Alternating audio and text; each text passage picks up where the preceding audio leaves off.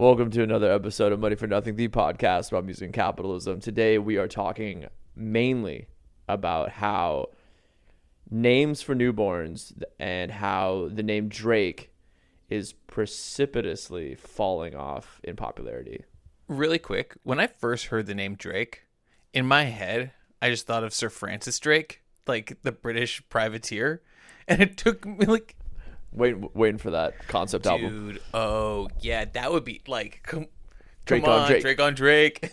Francis Drake is was a wild dude. He was badass. Yeah. He made it to California. Did he? Yeah, they found like a plaque like in the 80s, like washed up on shore, and it was like him declaring like that, like this land was like, you know, like I don't know, whatever, Queen of England's or whatever. And it's like, what the fuck, man, made it to California? I mean, a wild classic imperialist, but like also like sexy mustache, sexy redhead? mustache, Weird, yeah, and beard combo. I Yeah. think like a great hat. Also, just like doing crazy shit, like dragging his cannons around on land. Drake, the second best Drake. So yeah, clearly we're talking Drake, who just blah blah blah blah blah blah blah. I liked Maid of Honor. Maid of Honor. Okay, I think. nice. Yeah, I have Yeah, to I think admit so. the divisions between Habibti and Maid of Honor less clear to me upon further listenings. Like I'm not sure.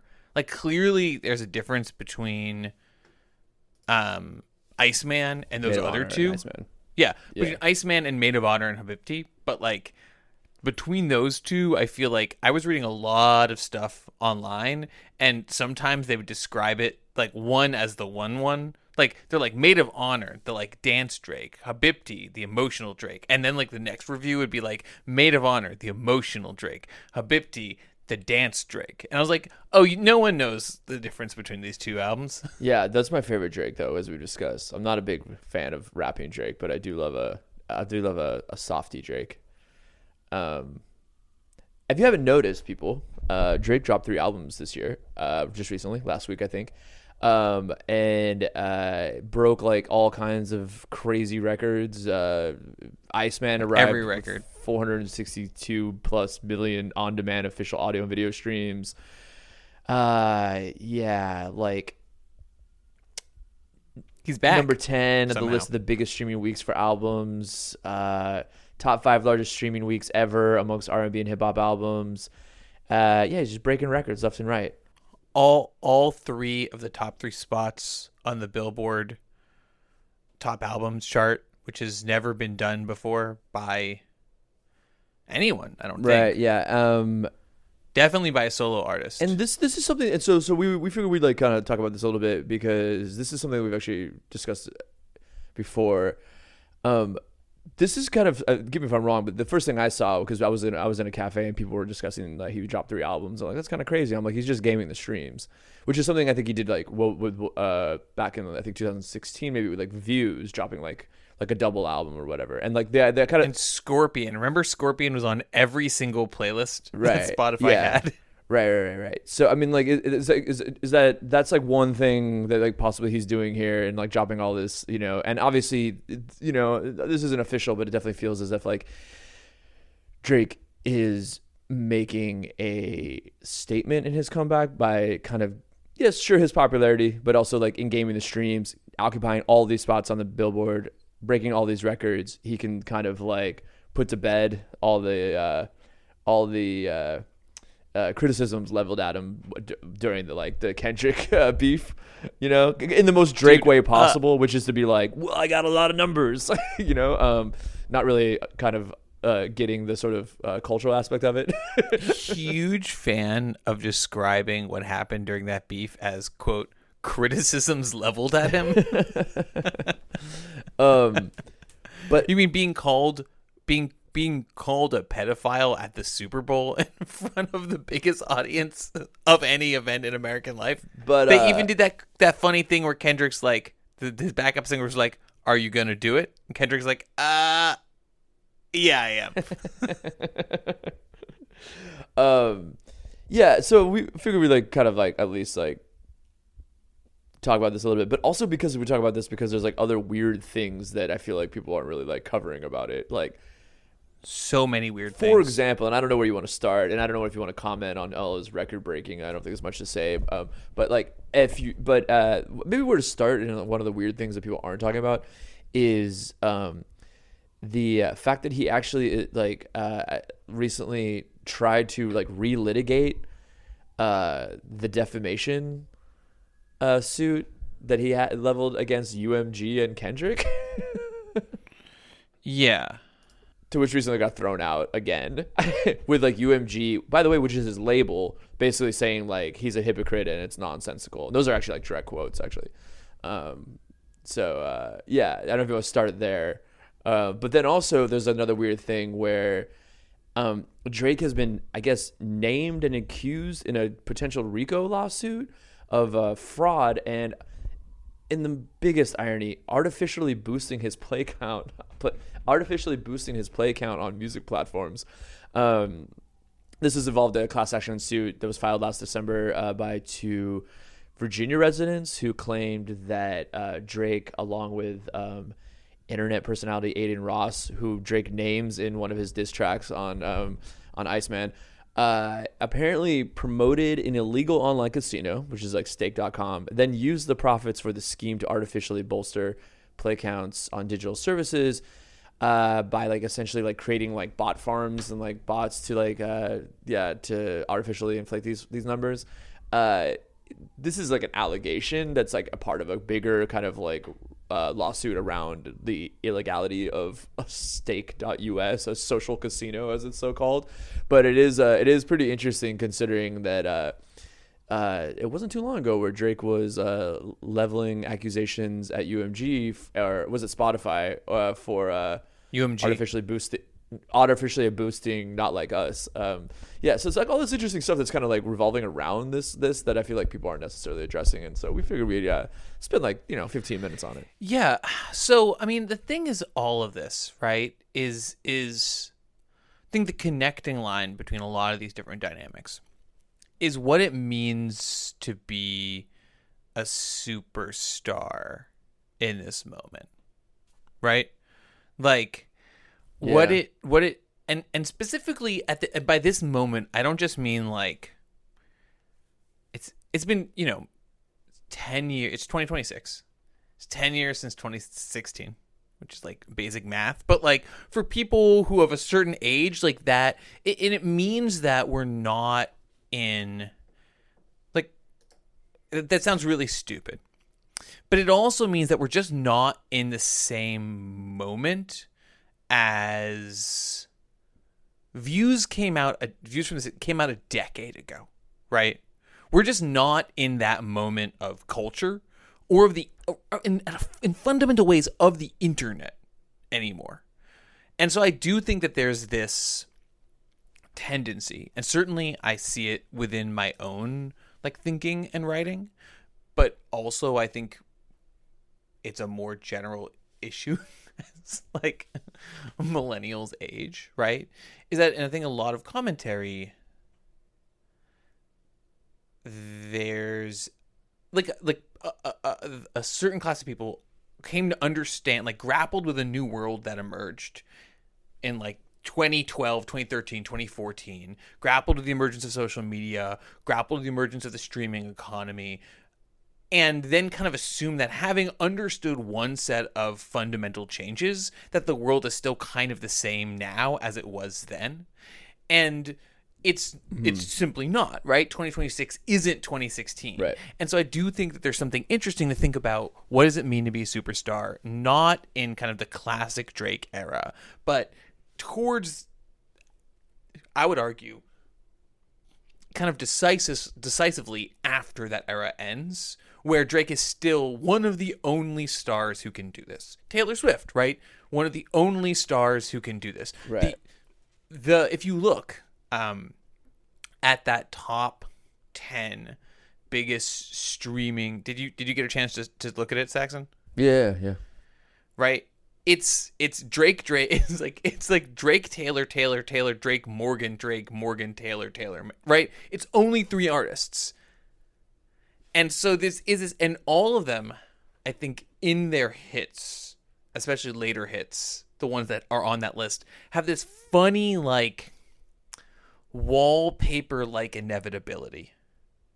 It's interesting. None of it is their earlier, more interesting work. All of it is music that can kind of fit in anywhere and appeal to everything, and therefore get these enormous pushes. And so I think that all of that, right, the 2 lawsuits and his current chart success and what he's doing, I don't know. For me, it's like all figuring out what stardom looks like, and the specific position of these handful of superstars,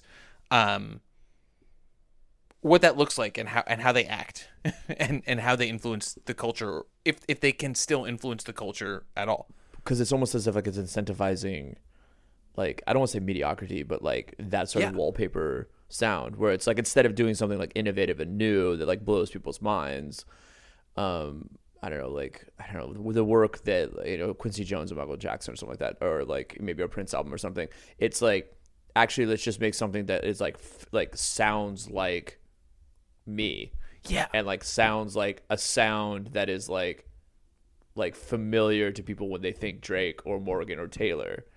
And I mean, maybe I shouldn't like include Taylor Swift in that. I mean, I think she has gone in like different kind of stylistic directions. But none of those directions are in the top. Yeah, it's not folklore. Right. It's not Red. It's not Reputation. It's the last couple when they all sound very much like Taylor. I think you're right. Yeah. So it's interesting. So once again, like my case in point, where it kind of decentivizes like any kind of like push towards, like trying out new styles, like, you know, instead it incentivizes a kind of like, let me just make something that is like familiar, which is interesting. Like, why that is, like, you know, like, is that you know, part of the attention economy thing, where it's just like no one's actually doing any kind of like real like deep listening, like on repeat.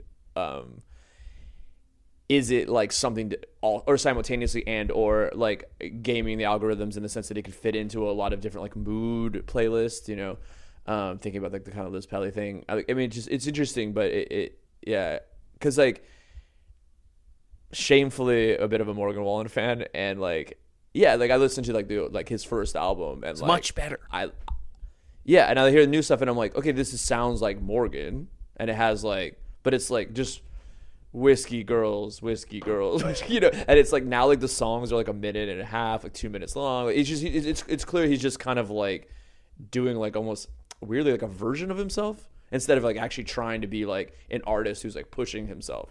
Well, one of the things that strikes me listening to what you're saying, and just thinking about how the political economy of the contemporary music industry impacts the artistry at this level, right, is that in a streaming system, right, everything is radio, right? The classic line about radio, the reason why radio formats tend to be fairly conservative, is that if a listener starts listening to a radio station, they tend to listen to that radio station until something makes them stop listening to that radio station. That can be ads, or it can be a song they really don't like, right? So the classic radio format thing is that it's much better to be a little boring and a little conservative than it is to break the flow. Because if you don't break the flow, they'll keep rocking with you forever. Once they're because of where people are listening to radio. It's on, you don't want to unset it, jumping around is annoying. But if a song is really like, oh, I hate that song, you'll move to a different channel and then stay there, right? And so I think there is this funny logic where every listen to one of these albums is part, right? It's not you buy the album, thinking about older media moments. You buy the album and track 1, 2, you know, let's think about In Utero by Nirvana, right?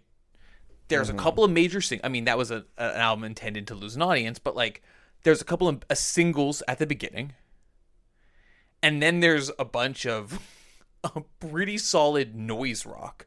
I think technically the term is pig fuck, but like this is the genre. It's not just noise rock, it's like Big Black style music is what they called those bands. Totally. Fucking crazy. And then some acoustic ballads at the end. And you can imagine, right? And I'm trying to think about a band that does this more, even if there's a better example. But my point being that you still need to give the people what they want in an old school format, right? But what you can also do is throw in some songs that maybe they'll skip, but that skip doesn't have the same cost. You've already made the money. And then what you have is artists who are able to, as long as they're basically giving the market what it wants, are also able to take more chances or do more weird things because there's no downside risk. You've already purchased the album. You can have, let's say an album has 12 tracks and an incredibly successful album has 5 number 1 hits, right? That's still 7 other songs that can be pretty weird. And I think we all have favorite albums that are like, normal. Oh, that's a weird one. And none of these albums have a single that's a weird one, because if you have an that's a weird one in like classic that's a weird one spot, which is like track 9, track 10, right? You want hits on the back end, you want hits in the front end, you got your ballad track 5, but like track 8, 9, 10 you can be pretty fucking weird in a traditional album format. You're never going to do that because you'll switch. You're like, oh, I don't know what this is, and you go to a different thing.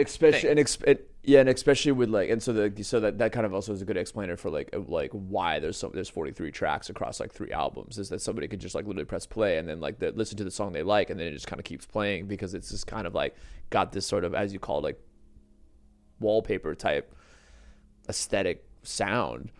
There's no penny royalty. To quote Liz, this is total perfect fit. To quote Liz Pelly, this is perfect fit culture, right? Yeah. Like, yeah.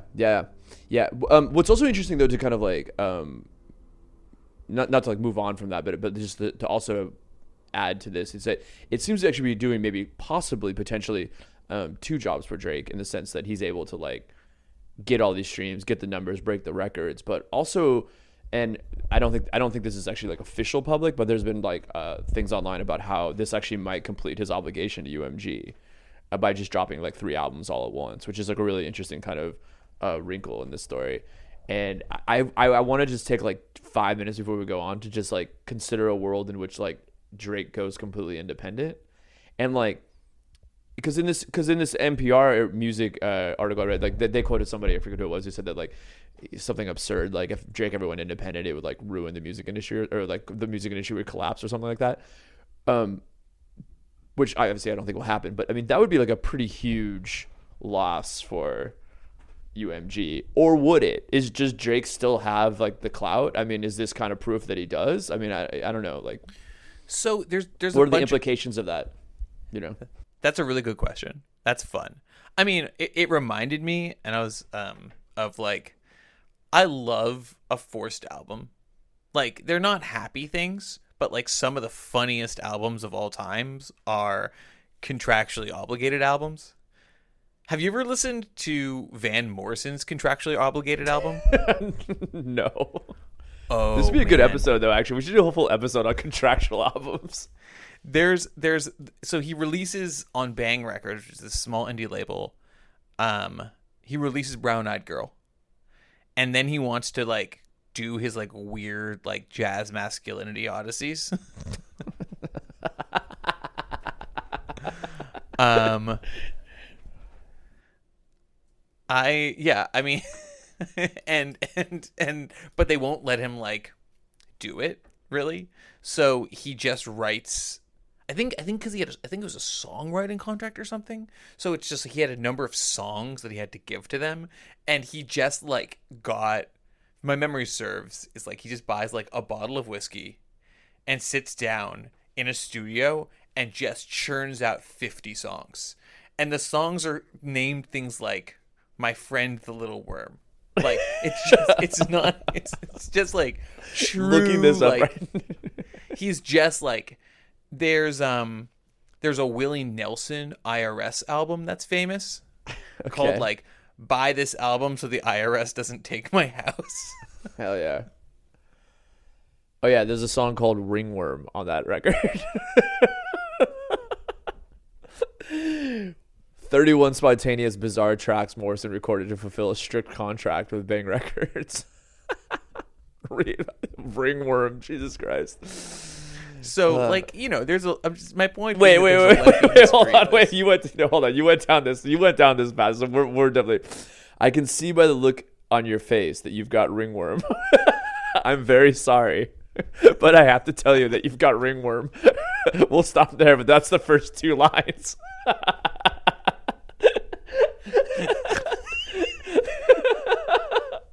Banger, bro. And it's fucking banger. So funny. It's so funny is that like a year later, he's like the love that loves, the love that loves, the love that loves, right? He's like Madame George between the viaduct and your dreams.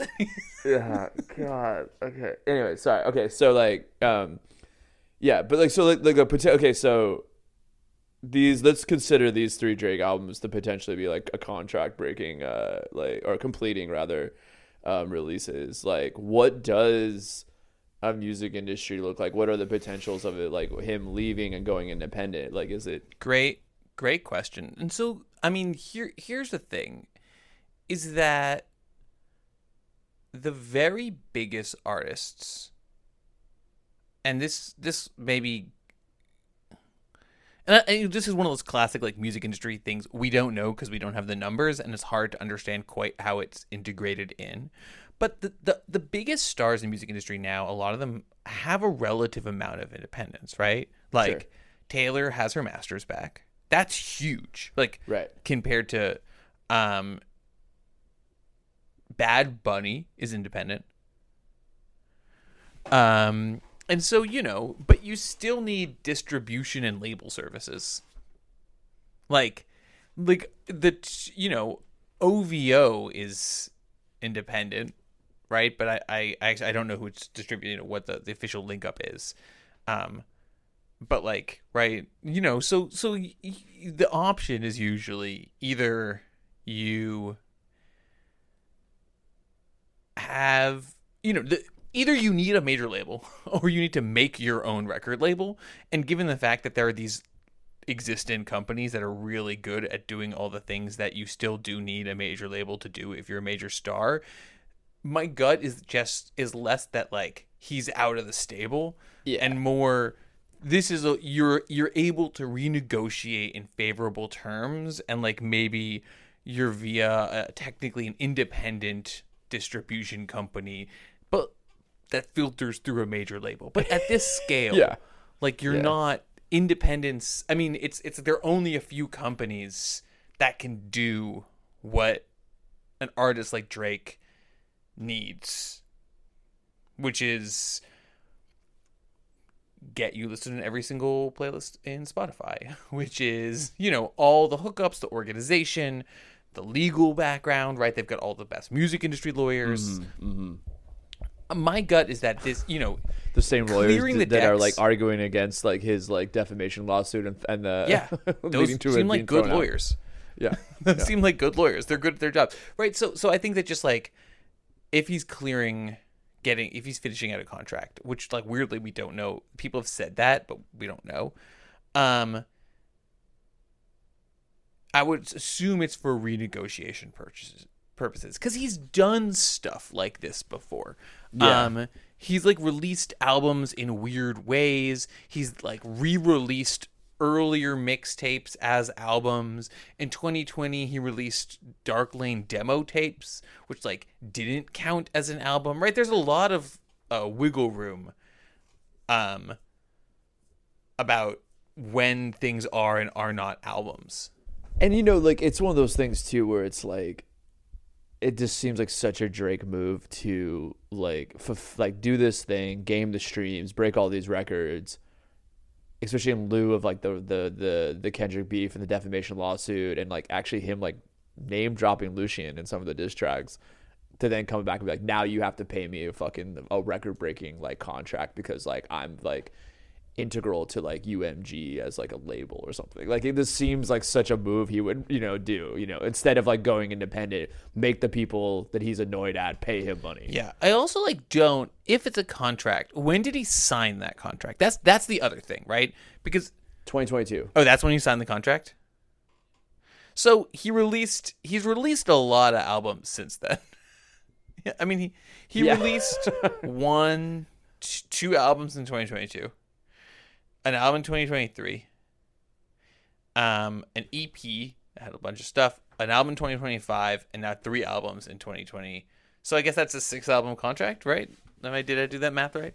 So maybe. But like I'm just saying, like Drake, and I guess this is maybe the other thing.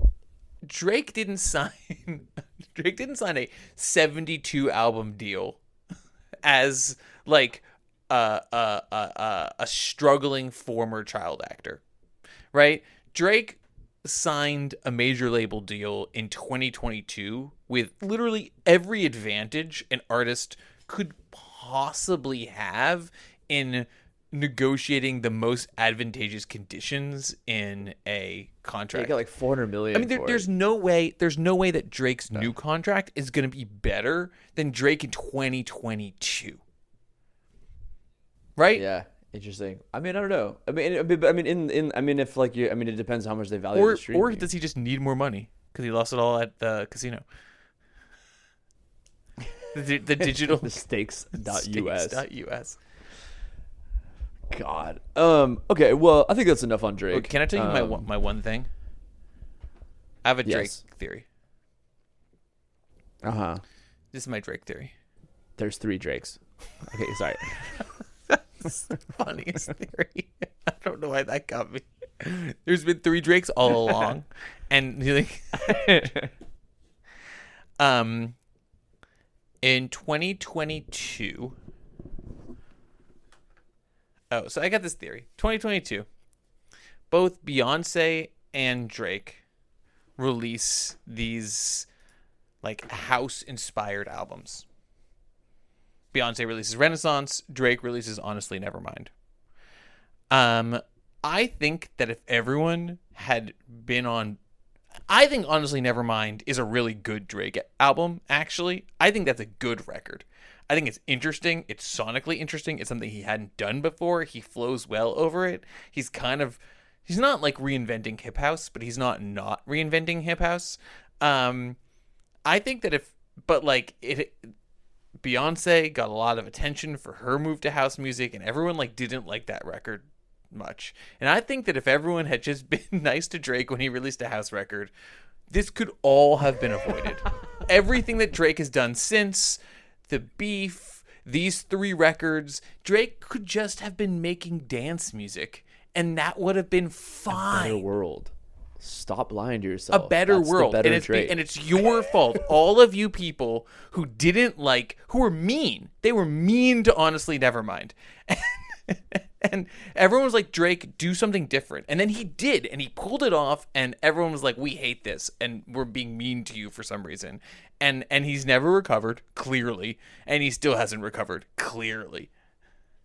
That's my conspiracy theory. Okay, but also, like, wait, actually, before we move on, like, do you have any thoughts about the lawsuit, though? The attempt at relitigating the lawsuit. So this lawsuit that Drake initially, like you said, levied against UMG, his label. Yeah, apparently he's calling out Lucian Grange in a diss track. And so to be clear, it's not like he does say Lucian, but it's like, I don't know if he's dissing him or not. It's a little confusing, but yeah. It's like he said, I'm like the golden goose, like making conversation at Lucian's house or something. It's like some weird line like that. Anyways. I mean, Lucian apparently has a nice house, right? That's where the offer to buy UMG happened. I would hope. So Lucian, invite us. We can be your golden goose. No, so the one weird thing about it, right? And this also gets to the weirdness of our moment. Drake says that UMG is pushing lies because they're like supporting Kendrick's Not Like Us. And so he says that this is defamation. They say if this is defamation, then like rap music is dead. And it's this funny thing that weirdly I've always been a little bit not on Drake's side, sympathetic, vaguely sympathetic to these claims, because there is something different, right? This is funny thing that I think is part of the weirdness of our contemporary musical culture and the weirdness of platforms and the ways in which platforms claim to never be speaking and contemporary media companies claim to be never be speaking while obviously shaping discourse through algorithmic interventions. It is totally true that there is a history of rappers saying all kinds of shit about each other on diss tracks. Those tracks, even like the most vile and intense and famous, are rarely. That has always been kind of like a strand of rap music, but I don't think one's ever been a hit before, right? And so there is, I think, this like a major, like not Roxanne or Roxanne's Revenge from like, right? We did a whole history of rap beefs, but like Ether or, you know, those weren't like number one records the way this one was. They didn't get played at the Super Bowl. This was this is the biggest rap, right? Which means that legally there like isn't ways to say that different kind of speech, or maybe there are, but at least not according to this, the arguments put forth by UMG's lawyers in various kind of amicus briefs. They seem to suggest that one set of language standards should kind of exist across the entire range of human communication, right? That if you can say it on a track, that's like a Lucy that's released on the internet and then taken down, it's the same as saying it at the Super Bowl. And again, I'm not a lawyer, and this is really outside of like my understanding of legal structures of this stuff for defamation. But it does strike me that there is a big difference between some shit you say about something on track 14 of 28 tracks, or even something like a big diss track, the story of Adidon, right? When Pusha T absolutely rips Drake apart. That was a big track, but it wasn't pushed into hit status by the most powerful record label that's ever existed, right?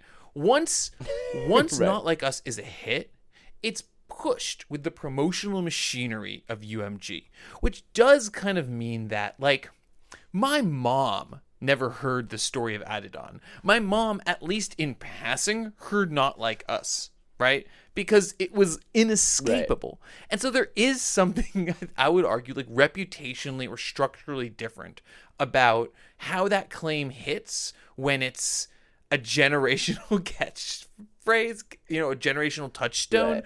And when it's like the realm of rappers shit-talking each other. And I just wonder, like, in a better world, would there be different standards of speech in different scales? And for UMG to be just like, oh, we didn't do anything. I'm like, you did. You like, like Kendrick calls Drake a pedophile. And you made that an inescapable social text. Mm-hmm. And you can say that you didn't say it, Kendrick said it, and that's under Kendrick's freedom of speech. And it is, and Kendrick should be allowed to say it. I don't really have like I don't know, like UMG shouldn't be allowed to push those songs. I don't have like a solution here, but I just do think there's a difference that makes a difference when it's Kendrick made that song and pushed it. But like once it's in the machinery, it's no different than like if Hollywood made a movie about Drake just being a total dick, like it's right. It's like it's a full blown entertainment spectacle. It's not one guy pen to paper anymore. There's all these other authors, and they're authors because they help shape the trajectory of the musical text through our society, and in doing so give it meaning, I would argue. But like, what does that mean for like what are you saying? Like they should. You're just saying that it has like a different level. Yeah. But you're not saying like as far as like a legality reason. You're kind of like whatever. I mean, I don't know. I'm just saying I feel like, and this is something that we see, right? It's like this is an unanswered issue about free speech in an algorithmic age. It's like, during the COVID lockdowns, I think that you should be allowed to make a pandemic documentary, but like YouTube helps push that to the fore, right? The mechanisms of these algorithms, and they're speaking too, and they can say like, we're just, but we know that algorithms shape content, and so I don't know. You also don't want them to like censor shit, and people clearly had a lot of trouble decide that, right?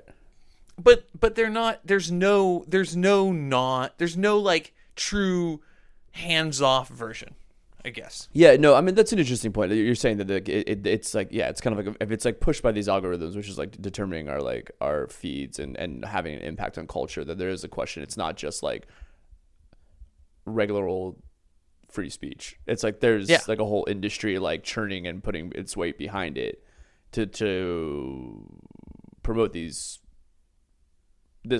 media, which within it has like certain narratives. Yeah, exactly. And makes certain claims. Yeah, it's interesting. That's interesting because and how do you then like create laws around that or try to like, or that's difficult. Yeah, it's really difficult. I don't know. Like Drake is fine. He's fine. No, but I see what you're saying. I don't know what I do think it points to this broader, more complicated issue. Yeah, and it is interesting. Like I wonder if it wasn't Drake, if it was somebody who like let's say like lost a recording contract because of these claims and was like in bankruptcy. Like let's say like just theoretically there was like an artist who like, and like there was a diss track leveled at them and they like lost a recording contract because of these like, and then it turned out not to be true. You could see like maybe this having like a little bit more clout in a courtroom.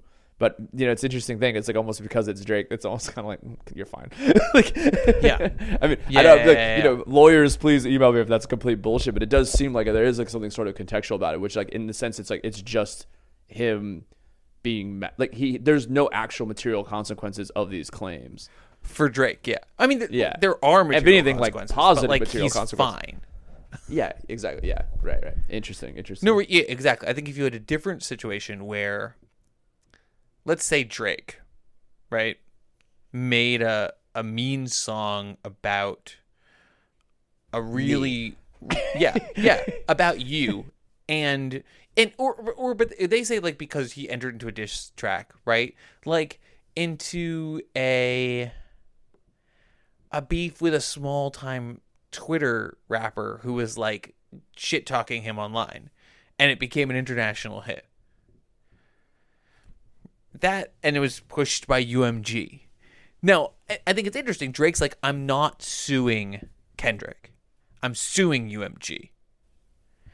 Yeah, which does create like an because and that's also in a weird way. Like, hate to say it, it's kind of smart because he's not like attacking like the freedom of speech and allowing like Kendrick to express those things, but he's rather kind of attacking like the mechanisms behind it that go and like promote that, which is like kind of what you were talking about. Yeah, it's interesting. Yeah. Moving on to more litigation. We'll be back very shortly.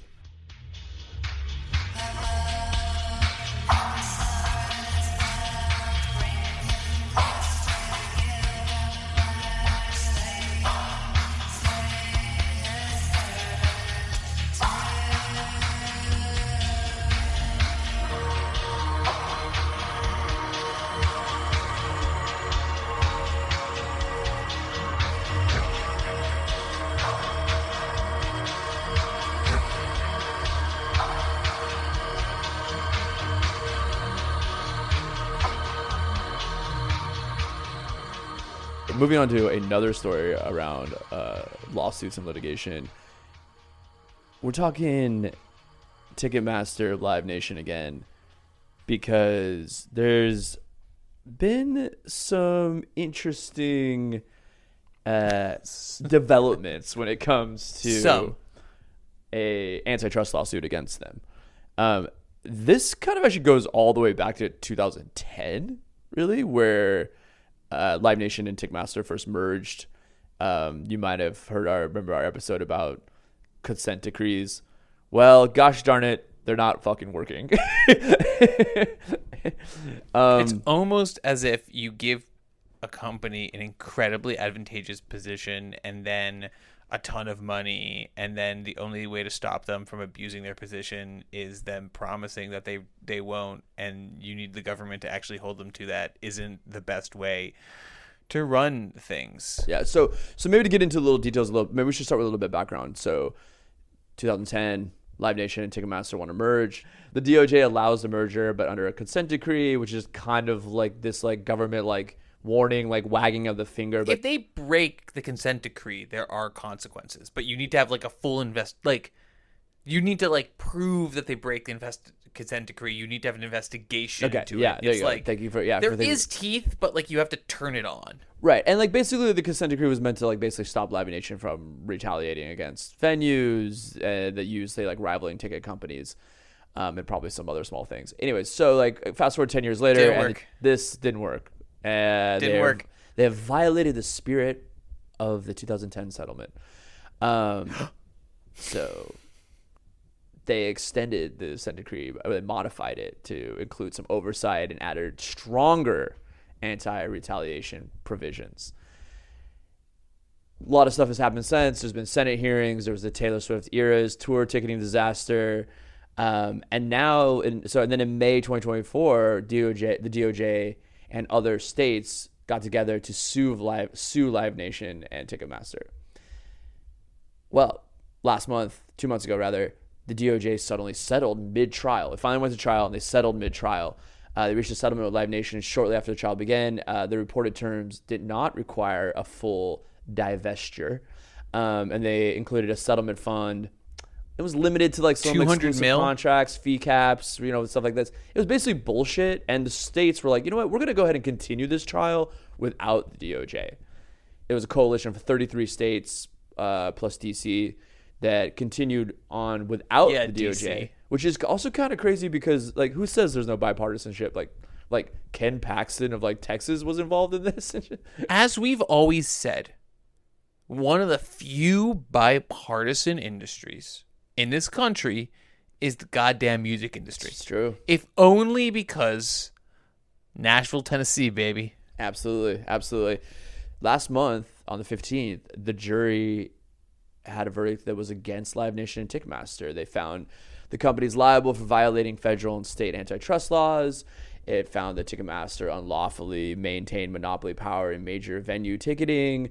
LiveNation monopolizes large amphitheaters and unlawfully tied amphitheater access to its promotional services, and so on. Now we are here in this question of what happens next. So do they break it? So if they broke antitrust laws, do they break them up? Like what's happened? Like how does this conflict with the DOJ settlement? And this time the states are obviously very much pushing for a much stronger, quote unquote, remedy, I guess, that the DOJ accepted. And also like the DOJ settlement was like full of like corruption and people that are like clearly like chicanery. Yeah. Big time. Big time. Including what was the one that like the head of the DOJ didn't even know about the settlement. I don't even understand how that happens, but it's Trump's world, baby, and we're just living in it. So where do you want to start with this? Because this could be pretty major. This is a big deal. And some this say is that, a big deal. No, and I was just like, yeah, it could be a big deal. And also, I mean, like, this is probably unlikely, I think, but maybe I'm the cynic or whatever, but there seems to be like so much corruption that like it also has been tied to other possible settlements that have been made, antitrust settlements that have been made between the DOJ and other companies, called Hewlett Packard, which have been like reopened. And it's just kind of like seems like there's a possible like a levee break of information that just showing how much the Trump administration is corrupt in regards to these settlements and these dealings. But like that I guess we'll have to wait and see. If the New York Times would ever choose to actually cover this stuff. Anyways, but yeah, where do you want to start with this? Man, yeah. So like, I feel we've been meaning to touch base about this. I like didn't, to be totally honest, dear listeners, I did not think we would get here. And so I was like, kind of like, oh, it's another Ticketmaster thing. They're going to do a hearing. But God damn it, they won. It's crazy. Yeah. And they didn't just win. And they like, the trial was wild. Mm-hmm. The shit they've got on them is crazy. Yeah. Including like emails between Ticketmaster executives that are basically like, would you like to defraud the American consumer today? And the other guy goes like, why? Yes, I would love to defraud the American consumer like today. How the about eating a baby? And everything. Yeah, it's crazy. It's just crazy. Yeah. Yeah, which I think in the court of public opinion, there are a few things that people like less. That was a crazy way to say that sentence. There are a few things that people like less than executives emailing each other mean things about about them. About the hoi polloi. Right? It's like when Enron guys were making fun of grandmas in Pasadena for like not for charging them, like stealing from them for energy costs. Like, it turns stuff. And so I do think that there's like a fair bit of like ambient, like, oh, maybe it'll happen, maybe you can buy it off. But once you've got real discovery, it's almost like more valuable than anything else. Mm-hmm. Okay, so I guess maybe it's neat to start. I can see the look of fear in your eyes at the beginning, just like for a second, just to think about, like, it's neat to read about all this stuff because of how much things have changed, right? In 2010, a Democratic administration, the Obama administration was like, sure, LiveNation and Ticketmaster, you can merge. We have concerns about this as like a thing, but like probably the market will sort it out. Just like unimaginable today, right? 16 years later, that would, because no one, because I think the view of big companies and the view of neoliberalism and the view of market fundamentalism has fundamentally changed in the American imagination. Yeah. Like, on one side, I don't think a new Democratic administration, if there ever is one, would let this happen. Right. And the Trump version would force them to like throw him a parade. Yeah, cut some. Right. Yeah. Right. It's like Garth Brooks. They'd be like, this is fine, but Garth Brooks has to play the White House. Yeah. Or like, yeah, probably. Yeah. He has to be the opening act for the WWE fight that's gonna happen in the lawn. Yeah. Anyways. Right. So just like the sense of like, oh, what's weird is like things really have changed, and in some subterranean ways for the better. That there is a lot less, right? We've talked about this before. The Trump administration nationalized parts of major software companies. Like, that's crazy at how far we've pulled away from neoliberal visions, in certain senses, visions of economic structure. So that's like worth just it's a kind of a neat point. Yeah, exactly. On the flip side, we've moved to a personalist vision of total corruption, which is that like, right? No. I mean, like, the settling was crazy. And again, I'm a historian, not a lawyer, so I don't know how upsetting this was. But the lawyers I was reading about this were shocked, because basically it's like when they do this, there's literally their personnel, and the DOJ has some of the best lawyers, and has more organization. So like they're taking the lead, then all these states are working with them, and then it's mid-trial, and the trial's going terribly for Ticketmaster LiveNation, because they're saying things like, how much can we steal from the American people today, Fred? And Fred's like, I don't know, Jim, but I bet we can beat how much we stole from the American people, who are stupid, by the way. Yeah. It's crazy. So, like, it's going badly. And so it's a total bombshell in the middle of the trial. Yeah. I do think it's worth going for a second, because we've talked about monopolistic tactics. We've covered Ticketmaster a lot before, but what they're accusing, and I guess have found Ticketmaster guilty of, is a more impressive and more detailed version of total bullshit that actually hasn't gotten enough coverage. Because I think it tends to be, there's a sense there's a big broad monopoly, right? Ticketmaster sells most of the tickets. LiveNation has most of the big arenas. They also manage a ton of leading acts and 360 deals. And there's like a sense, and it can be complicated, how that's bad. And then there's bullshit fees, which everyone has paid and everyone's mad about. But there's a lot of pretty remarkable investigation that's like worth just like taking a second and drilling down on, right? So, for one, not only did Ticketmaster like not do anything to stop, like it's long been in complaint, like Ticketmaster is not stopping scalpers.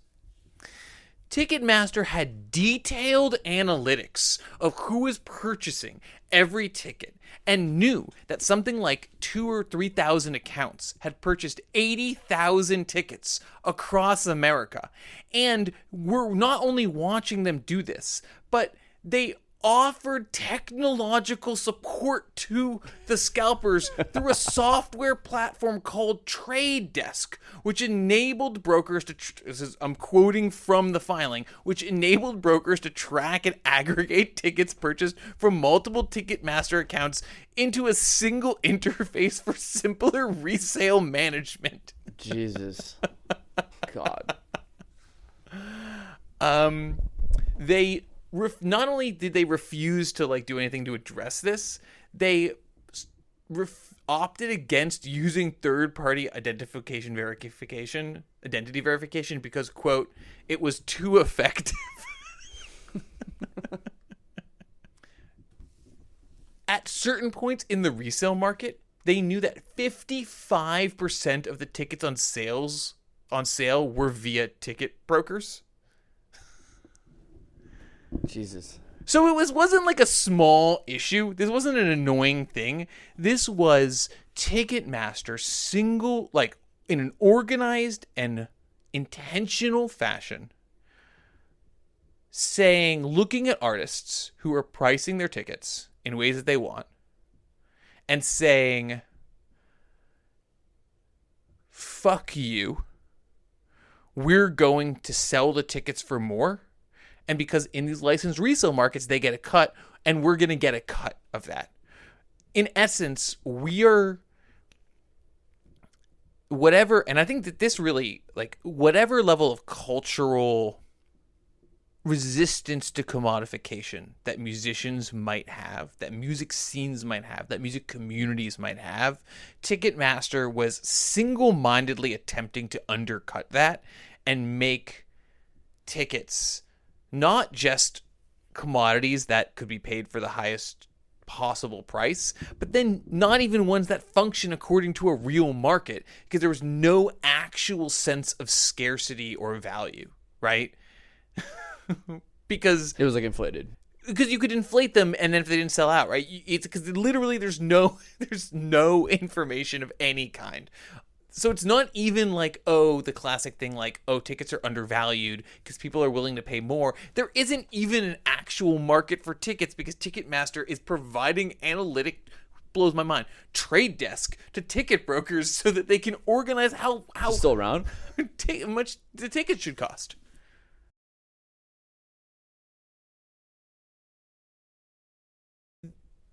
And that really makes like a real difference in people's relationship to live music, right? You can imagine that trickling down. You know that live music is going to be more expensive in a fan premium world where, you know, they're paying for parking, or they're paying for extra VIP meet and greets. That's examples from, I think, a public notice op-ed.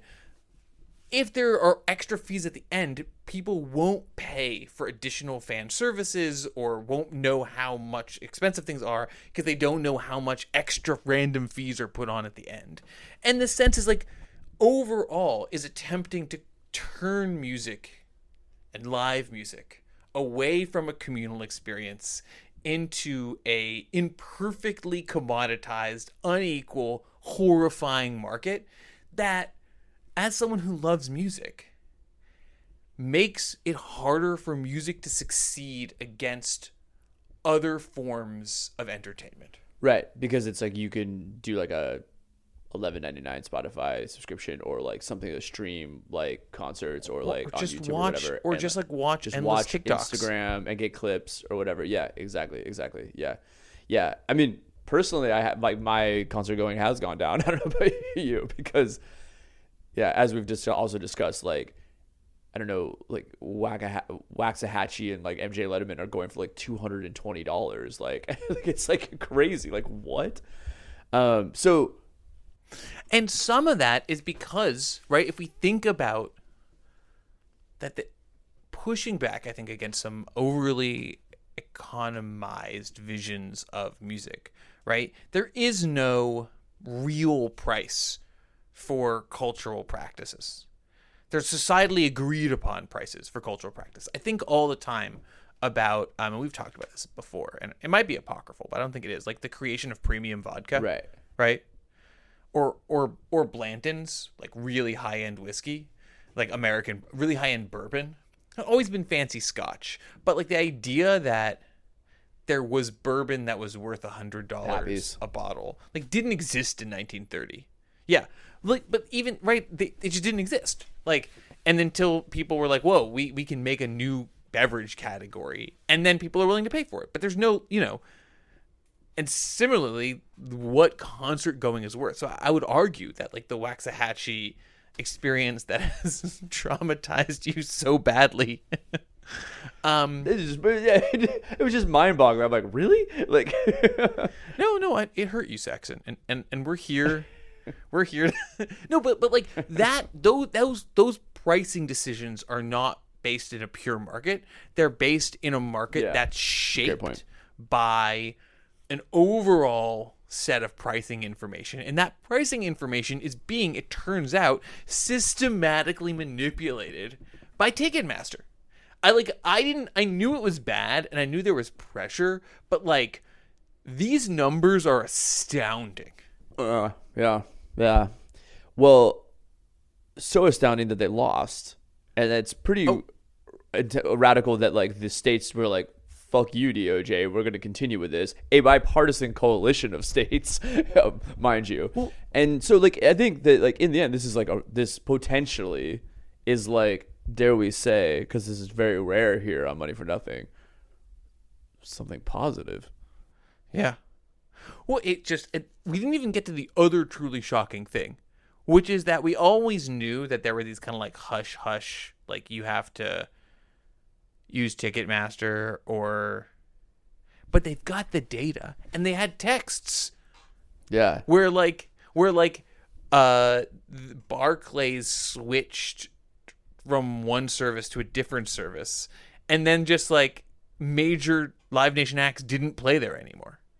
Like Billie Eilish didn't play. Right. And then the CEO of Ticketmaster, when he had like forced out the rival ticketing company, texted its CEO, "Love ya." Yeah, just like again, I thought this was gonna be a story about,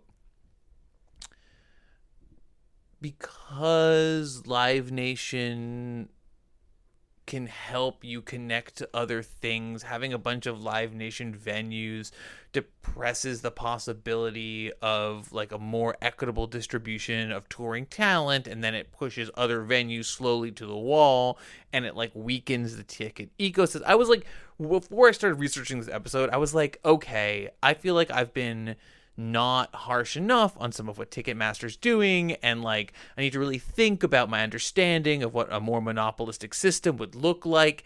And then they were just like, kick the orphans. I'm like, oh shit. Like I guess your reason it's bad to have a monopoly is because they start doing shit like this. When you have total power, they just go crazy. This is nuts. Yeah, absolutely. Well, so what's also nuts though is like, okay, so like what like in your research, just to maybe kind of like tie a bow in this episode, like, okay, so the courts could be like money damages, conduct restrictions, venue divestitures. Everyone listening to this podcast, there is a real possibility that you're gonna get like 35 Ticketmaster bucks, and I am gonna what was it? It was like they that found it like check. it was like every ticket was like on average like something like charged $1.78 more than it should have been. So like depending on how like many $70. Yeah, you might be getting one of those letters. Have you bought a ticket from LiveNation? Have you been to a LiveNation venue? By the way, at a restaurant that I worked at one time, like we just won a class action lawsuit, and I got that $4. I got $35 from Facebook, but I have to spend it online. Of course. That's so insane. At these specific websites, which are owned by Meta. So like, what could happen? Yeah, well, so it's well, and I mean, obviously the big thing is like maybe they're like forced to actually separate. But what I'm most curious about is like, okay, the courts can rule on this. You have to do all this, right? How does that get enforced in relation to the DOJ and its settlement? And if you don't know that, that's fine. We can figure it out and write a newsletter about it. But like, there is a possibility that, yeah, this story is not over, essentially. Yeah, so that's a really good question. I mean, I think the courts enforce the breakup, right? But the question is, if they resist, do you have to have the states act again? Do the states have standing? I think it gets more complicated if the DOJ isn't involved, but that's a great question that I do not have an answer for. But like the state AGs say, like, we're requesting a breakup of Ticketmaster and LiveNation. Yeah. So I guess like maybe, like at least like because they're incorporated somewhere. They're incorporated in California, so California can make them do that. Right. Yeah. But again, this is above my legal grade. Yeah. If you're out there, people, and you're listening to this, like, by all means, please like message us. But it does seem like, yeah, in some ways it does make the enforcement of whatever the court decides to be somewhat weaker without the DOJ involved. But then you also do have 33 states, bipartisan coalition, all essentially saying like, we want these things, which then puts a lot of pressure on the Trump administration and the DOJ. So at least we could say that. But this is potentially, I mean, unfortunately under this administration, who knows? But like, this is potentially something that for once, after however many episodes, 120 whatever, we can end this episode on a somewhat positive note. Yeah. And I mean, that in your future, in your lifetime, you might see the breakup of LiveNation and Ticketmaster. Well, it's because they're actually what the AGs are asking for is a document like that's out there, right? And so they're asking for interesting stuff. Like, they want it broken up. They want LiveNation to divest from a number of its large amphitheaters. Mm-hmm. They want them to maybe do less tour artist management. Maybe break up these two companies. Maybe make it illegal for, make either Ticketmaster or LiveNation not able to enter the market of the other ones. I mean, there's two versions of like what could happen. I mean, there's so many more than two versions of what could happen. But just like trying to think of like what this actually would look like. And a neat thing would be like, this is where you get like really liberal, right? Is actual competition in this market, right? Like, Ticketmaster, LiveNation is printing money. What if Ticketmaster and LiveNation, as both companies, were trying to be kind of what they are together independently? So like Ticketmaster immediately starts buying venues, and LiveNation starts its own ticket booking operation, and then you would have a Ticketmaster venue, right? If you had 2 national chains instead of 1, and they had to compete at all in markets where there were more than one. Imagine a world in which the venues competed to over people coming or artists. Yeah, and then also maybe, you know, allow like some alternatives and like say more artist friendly platforms or companies that are offering all different, more imaginative ways of selling tickets or of booking shows, or of like building amphitheaters, or like organizing them, right? Like yeah, and maybe they would be less profitable, but like that, I'm fine with that. I think a lot of us are. Right? Well, we're $28 definitely billion dollars of profit. I think you could do a lot of neat shows for $28 billion. I think still, even in this economy. Exactly. Well, we'll be definitely watching that and seeing how that all plays out, and we'll be bringing up this again in our newsletters, which you can subscribe at moneyfornothing.substack.com. Feel free to throw us a few bucks too. This is a labor of love that we do now for the better part of 5 years, and we'd love to keep doing it. And if you have even like a few bucks to throw us, that we would much appreciate to kind of keep the lights on and keep doing this. Music by Bird Language, and we'll be back soon. Thanks for listening.